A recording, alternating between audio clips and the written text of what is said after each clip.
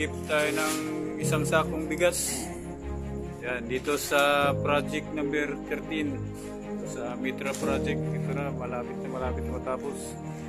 So, sige, inyo, Pudot. Tanggapin mo yung isang sakong bigas. Gift para sa Pasko. Wow! Isang sako.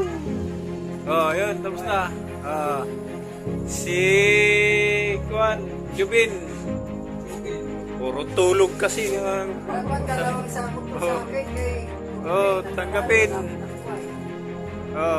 Si Marvin. Marvin, isang sako. Yan. Si Adrian. Si Pudot Putol Ulim. Tanggapin mo na. Yan. Thank you.